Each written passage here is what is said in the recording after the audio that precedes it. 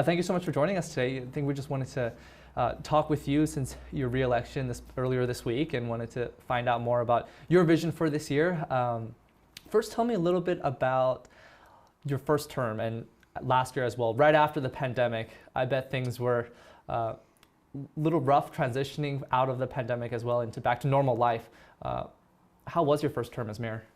Actually, it was good. It was really, really good, I think. I think everybody's had a tough time transitioning. It's been rough on everybody money-wise. It seemed like for a brief period of time there was this huge influx of money, and then all of a sudden, none.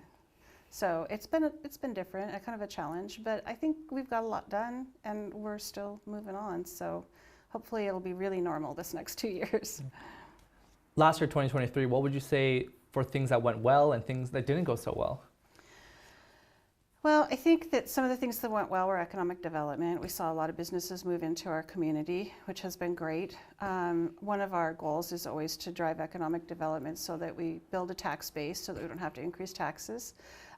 We keep our taxes as low as possible in the valley, and we even keep our employee count as low as possible in the valley. We've added a few positions, which is good. It means we are growing, and we need the new employees, but we're still at like 116 employees, which is the lowest number of employees of any city with more than 50,000 people in the state of Washington. So we're pretty lean and mean.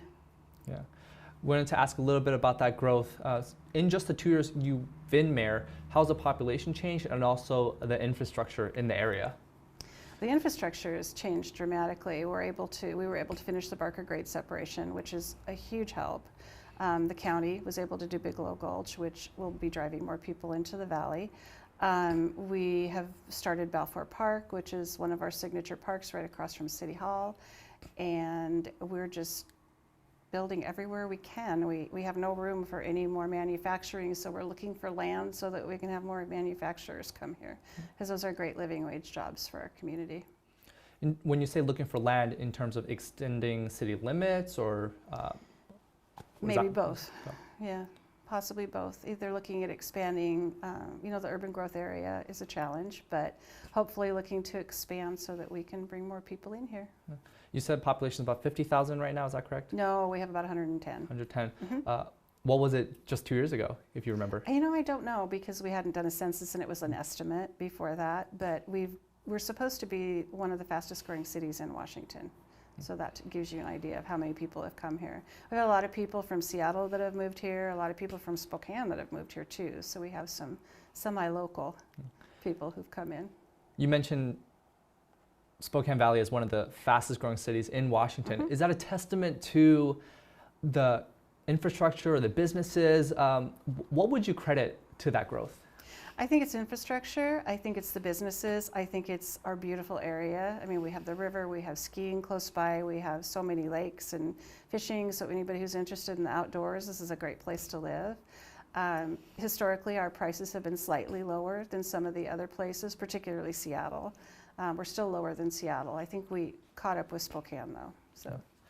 And I think going into this year, what are some of the priorities you have with this term? Is there anything you would like to do different? Well, public safety, I think, is a big priority of mine. We just recently had a study done that told us we need a lot more police officers for the size of our city. We kind of grew and then didn't fill in with new police officers, partially because of the challenge of finding people who want to be police in this day and age. But we did that study, and now we're working with the Sheriff's Department with the matrix and trying to determine what we can do to increase police presence in our city and keep it safe. And leading to my next question, I think a lot of people are wondering, crime. What about crime in Spokane Valley? I think we've seen more reports of different types of crime, not as much as Spokane itself. But how has crime been in this city? I think some of the increases are the same things that have been increasing across the nation. Shoplifting, theft, those things have dramatically increased. We're seeing more gang activity as well. Not as much as Spokane, but they still are coming out here. And so those are things we've worked on and are trying to keep so that our citizens feel safe. Yeah. What would you say are some of the biggest challenges that are facing Spokane Valley right now? I think some of the challenges are actually brought on by our state. The state changes regulations. They've made it more expensive to build a new home. by changing the requirements in the code. They've made it harder for us to hire police officers because of some of the things that the police are no longer allowed to do in Washington State, but they can do it just a couple miles away in Idaho. So it makes it hard, particularly between the states. We're such a border community that we see a lot of people jumping the border. And of course, I have to ask a question about homelessness. And Yeah. I know we've seen the growth in Spokane and also spread out through here in a little bit, but not as bad as Spokane. I think some of the reports we've seen from the last year is there a collaboration between Spokane and Spokane Valley with the homelessness? I know there's different coalitions that try to limit the amount of people out on the streets. What is Spokane Valley doing? Well, we were working on the regional homelessness plan, and then, of course, when the mayor's changed, we put kind of a little halt on it, and then I'm sure we'll start back up again on that. And it is a regional problem. I think that one of the biggest things that came out of our attending those meetings was them finding out that we were already contributing millions of dollars towards homelessness. They thought that money that was going to them was actually theirs. And so that was kind of a light bulb moment for some of the city council downtown to realize that we have been putting in the whole time. I think the Valley has a slightly different concept of that. We really want to help people who want to be helped. And so we're focusing currently on school children, and that's why we gave some of our ARPA dollars to Crosswalk to help them finish their building. We're working with Family Promise, who has a great track record. They do excellent work. And Reclaim and some of the other people that actually, stay with these people for a long time. It isn't that easy to put a Band-Aid on somebody who's homeless and then say, okay, now you're free again, So they stay with the people and work with them and make sure that they find out the things they need and the challenges and those things, and they help them through them. Yeah. So that's what we're trying to focus our dollars on. Yeah. Definitely, I see less people on the streets in this city compared to Spokane. Would you credit some of that to your leadership the past 2 years? I hope so. I really do hope so. I hope that we've been able to help. I mean, there are citizens, and I hope we've been able to help them, and I will continue to work on that. Yeah. Yeah, I think you answered a lot of this, but in general, I think the role of, what would you consider the role of Spokane Valley in the greater Spokane region and how you fit in with everyone else? So I think sometimes we bring a calm to the storm. We tend to not be, City Council is nonpartisan. We tend to be more nonpartisan than downtown, which can have a lot of conflict. And so I think we kind of bring a little bit of calm. We've been very successful. We don't have any debt really. We stay within our budget, which is so much smaller than any other cities. And we do what we can with the money we have, and we have been very successful, and they do actually acknowledge that. So I think that has helped. Yeah. Let's see. Have you got a chance to talk with the new mayor, Mayor Brown, yet? I have not. She's been kind of busy. Yeah. But I will be reaching out to her because we do need to get together and talk for sure. What are some of the goals and topics you hope to work on with Spokane? I think homelessness, we've been fairly successful. The homelessness in our area has grown about the same percentages across the nation. City of Spokane has been more like a 50% increase, which is dramatic and different than any other city. So I really want to work with them and see if we can find a direction to stop that trend. I know we talked a little bit about, going back to a couple of the first questions, what you would have liked to see more last year, but what are some of the challenges that you were able to overcome last year, and how does that change your mindset for going into this term? I think one of the biggest things that we were able to accomplish in the last couple of years is making relationships with the city of Spokane and the county and people like that. And I think that for the next couple of years, that's going to really help us because we're going to be able to work together. For so long, everything has been kind of it's you against me, and we really want to work collaboratively with all those people. I guess I was asking questions about infrastructure, the growth, but any specific goals you want to talk about, your vision for this year? Well, years ago they called it Bridging the Valley. So when you think about it, we are bisected by a freeway and railroads and a river. And so we have challenges in getting from one side to the other of our city. And in particular, our hospital is on one side of all those things, and many people are on the other side. So ambulances, police departments, they're stuck behind trains sometimes 15, 20 minutes a day. And so I think getting those bridges built has been a huge priority of mine, and it's a challenge because they're expensive, and they've gotten more expensive. But we've been able to do Barker. We're totally funded for Pines, and we'll just keep moving down and trying to take care of those so that we take care of that transportation challenge. And of course, even just getting goods from point A to point B is a problem for some of our truck drivers who are trying to make deliveries and things. So I think it'll help our citizens, it'll help our businesses, and it'll definitely help our emergency services. Anything different you might approach this term compared to last term? Oh, wow, that's a good question. I don't think I've thought that far yet. This just happened Tuesday. Yeah, I think that being more aggressive towards making sure that we have police officers that we need on the streets. I think working on economic development and bringing more business into the valley would be great. I'd love a medium range restaurant out here, things like that. Just things that make our community a happier place to be. Yeah. I think when we just talk to people on the streets, and everyone has their own complaints, everyone has their own things that they like. But for constituents that you have here in the city, it does sound as though you want to help out everyone. You want to be on as many people's sides as you can.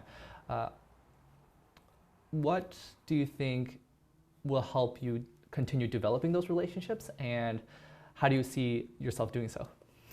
I think that, people are starting to get to know me better. And then, of course, we have a change in the city, so we'll have to start over, although not completely over. She worked with me a little bit on childcare issues, so I do know our new mayor. So I think things like that, just continuing to build the relationships. I tend not to be super pushy or judgmental. I try really hard not to be judgmental, so I think that helps me work with people. How do you hope to, unlike the newly elected Spokane mayor, how do you hope to use your experience already now, having gone through one term, to help you with this upcoming term? It taught me a lot. There's a huge learning curve when you first take over. Taught me that I really don't have any more, I'm basically just one vote on the council, right? So it's not quite the same as being a strong mayor. But I also really like it because it allows me to work collaboratively with people and not be put into a partisan issue where we're fighting each other because of politics. Roads and infrastructure and economic development do not know which side of the fence you're on. So I think it's important to stay nonpartisan. Yeah. And assuming with that experience you already have with I guess 9 years in the city already, and then one term as mayor, those are the skills that you've learned over time to be able to get into the position you are now. Right. Well, and I've been self-employed for about 28 years. I have a master's in business and a master's in education. I hope those have helped me to some extent too. A lot of the work we do as mayor of Spokane is business related, and so that's really helped me along those lines. Yeah. A couple last questions. I even know I did a story a couple weeks ago with the city approving an increase in, I believe, license tab? License tabs, yeah, for the roads. When you deal with people who complain about issues in the city, what's your message to them, and how do you communicate with them? Well, my message to them about that was it's technically a replacement tax. So we had the telephone tax that used to bring in quite a bit of money. People think that cell phones, because we get a tax on that, bring in a lot of money too, but the truth is we don't get any taxes on data. And so most people are texting now. So our telephone utility tax has practically dried up. So this license tab tax is technically a replacement tax to make up for the money that we used to have that we don't have anymore. Any other interesting bills or motions that might be coming up that people should be aware of? Oh my goodness, I can't think of anything. I'm sorry. It always gets kind of crazy at the beginning of the year, and then we build up. We're looking forward to going over to Olympia and talking to our legislators about our priorities, and we'll be going to DC to do the same thing. We've had great luck with grants like BUILD and RAISE and whatever the current acronym is for building our bridges, and hopefully we'll be able to get some more funding for our area. Yeah, I think you want people to be involved with what's going on with City Council, with what's going on with the city. How do you hope to involve people? How do you hope to encourage more people to turn out to these conversations? And with this new building too, to attract people to be interested in what's happening with the city? How do you hope to involve the community? So we did hire a communications manager who's working on that. We're on Twitter now, so we have Twitter, Facebook. We're getting into social media more than we ever did before because we just didn't have the bandwidth to do it. And honestly, having to leave our city hall and go to Marabou and have those meetings at Center Place, we had a lot more people come. And I don't think that they were necessarily aware of even what was going on. Some people from the senior center would kind of float by and then they'd come in and then they came every week. And we had some people that were working out on the landscaping who came in and then they came every week. So I think just slowly but surely building that up, I would love to see our city chambers packed every single Tuesday because that's how we know what people want. So anything we can do for that, I'm for. Did that help answer? Yeah, sure. Okay. And what do you like most about the people that live here in Spokane Valley? Is there like a makeup? Is there more retired people as opposed to? It's kind of a mix. Yeah. I think we do have a slightly larger retired population than Spokane does. I think that by and large we still have the personality of Spokane Valley before we became a city. So we're a little more country, I guess. You know, we still expect to see horses every now and then, even though we don't anymore. And we expect to see just different things. We still don't have mandatory garbage pickup. I mean, there's things that we're just hanging on to for dear life that remind us of the old valley. Yeah. When I moved out here, we had dairies and orchards, and people came out here to buy fruit and vegetables, and some of that's starting to come back again with our farmers market, which I think is very exciting. Yeah. Pretty much my last question. What are you most excited for this second term that you're having? What are your hopes, and how do you see Spokane Valley get even better? Oh, my hopes are that we do get even better, and I think it's going to take a lot of public involvement. We are starting to solicit public involvement on a lot more things, a lot more strongly. You know, I think we put it in the paper and think people are going to come, and that's not always an accurate portrayal of what people do. So you forget, you know, you read it in the paper and then 2 weeks later you're like, oh, I missed that. So we're hoping to get it out a little bit more so people can be involved, and I'm excited about having more citizens involvement. I think it'll be great. And of course, I'm excited to see how our city grows without changing too much, because that would upset a lot of people.